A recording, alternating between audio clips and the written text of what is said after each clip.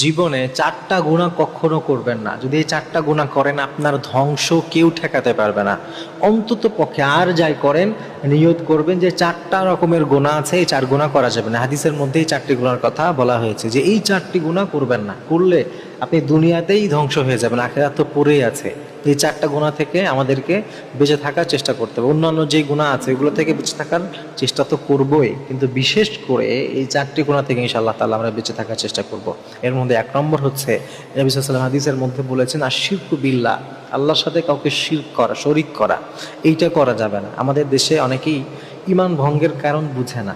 অনেকে আছে নামাজে উযু ভঙ্গের কারণ বুঝে সেই মতো চলে, কিন্তু ঈমানও যে কিছু কাজ করলে ভাঙে এটা অনেকে না জেনে এমনভাবে চলাফেরা করে কখন যে তার ঈমান চলে গেছে সে বুঝতে পারে না। এই জন্যে ঈমান ভঙ্গের একটা বড় কারণ হচ্ছে শিরিক। শিরিক করা যাবে না, আল্লাহকে ছাড়া অন্য কাউকে সিজদা করা যাবে না।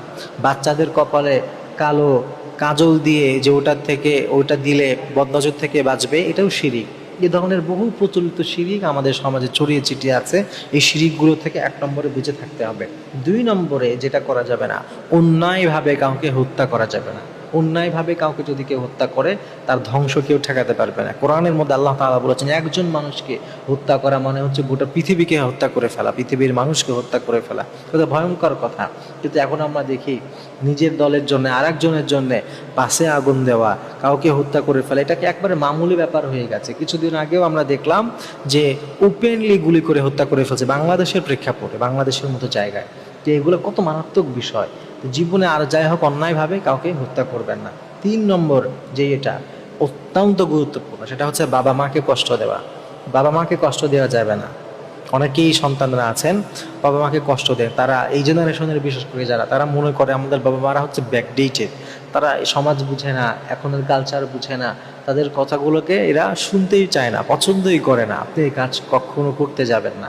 আপনি যতই মাতবাড়ি করেন না কেন, যতই পণ্ডিত হন না কেন, আপনি যদি আপনার বাবা মাকে কষ্ট দেন, আপনি লিখে রাখেন আখিরাত তো পরে, এই দুনিয়ায় আপনি এমনভাবে ধ্বংস হবেন যেটা মানুষের জন্য নজির হয়ে থাকবে, যেটা মানুষের কাছে একটা উদাহরণ হয়ে থাকবে যে বাবা মাকে কষ্ট দেওয়ার দ্বারা আপনার কি ক্ষতি হয়েছে। কখনো এই কাজ করতে যায়েন না। আপনি দুনিয়া এবং আখিরাতে কোথাও সফল হতে পারবেন না যদি আপনি আপনার বাবা মাকে কষ্ট দেন।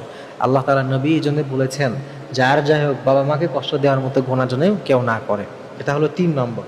আর 4 নম্বরে মিথ্যা কথা বলা অথবা মিথ্যা সাক্ষী দেওয়া। মিথ্যা সাক্ষী দেওয়া যে কত ভয়ঙ্কর এটা আমরা অনেকে বুঝি না।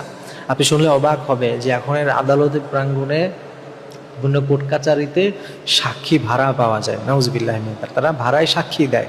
এরকমও আমাদের কাছে এসেছে। তো